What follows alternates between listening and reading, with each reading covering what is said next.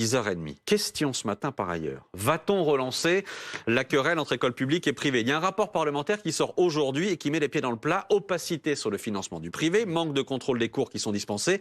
Il y a 2 millions d'élèves, je le rappelle, peut-être que c'est le cas dans votre famille, qui sont dans le privé en France. Bonjour Paul Vanier. Bonjour. Merci d'être avec nous. Vous êtes député de la France Insoumise du Val d'Oise, co-rapporteur de cette mission d'information. Merci d'être là. Face à vous, Véronique Fèvre. Bonjour Véronique. Bonjour. Notre chef du service éducation ici à BFM TV et Laurent Neumann. Bonjour Laurent. Bonjour. Éditorialiste. Avant de vous entendre, Paul Vanier, on va essayer de résumer avec les éclaireurs et avec Fanny Wegscheider ce qu'on a compris de votre rapport, ce qu'on a pu glaner dans les indiscrétions qui sont déjà sorties. Quelles sont les principales conclusions, Fanny? Eh bien, regardez tout d'abord cette première critique. Elle concerne le financement jugé trop opaque de ces établissements privés sous contrat, financement public. Alors, s'agit-il de 10, de 11, de 12 milliards?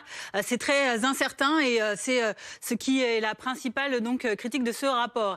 Autre point également noté dans ce rapport, eh bien, c'est un manque de contrôle de manière générale. Contrôle à la fois de l'utilisation de l'argent public, ce qu'avait déjà dénoncé la Cour des comptes dans son rapport de juin dernier, de la pédagogie également, et puis un manque de contrôle également de l'administratif de ces établissements privés.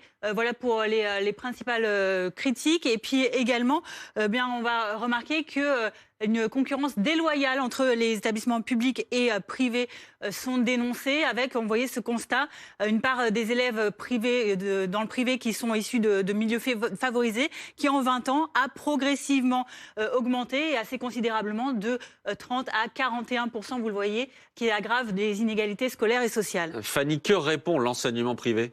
Eh bien, l'enseignement privé, à savoir le secrétariat général, je vais y arriver, à l'enseignement catholique, eh bien, dénonce un rapport à charge injuste, fait de contre-vérité et qui relèverait de la caricature et du fantasme. Mais cet enseignement catholique s'accorde tout de même à dire qu'en effet, il y a peu de contrôle financier dans ces établissements. Merci beaucoup, Fanny. Paul Vanier, on ne sait pas combien ça coûte. Combien l'État met d'argent dans l'enseignement privé? Combien l'État et les collectivités territoriales, et c'est une sidération pour moi de l'avoir constaté, personne n'est capable en